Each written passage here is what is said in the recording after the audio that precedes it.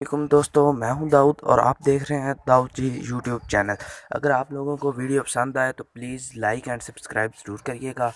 آج کی ویڈیو ہمارے اس بارے میں ہے کہ کیسے آپ اپنے رزق کو میں ترقی لا سکتے ہیں۔ یہ ایک نہایت ہی اچھا عمل ہے اور پرانی کتاب سے لیا گیا جو صرف اور صرف قرآنی لفظ ہیں۔ آپ یہ عمل دیکھ سکتے ہیں۔ یہ دیکھیں عمل، یہ نماز جمعہ والے دن آپ نے کرنا ہے۔ نماز جمعہ کے بعد اول آخر تین بار درود شریف پڑھ کر آپ نے جو نیچے دعا دی کہ یہ 70 مرتبہ پڑھنی ہے۔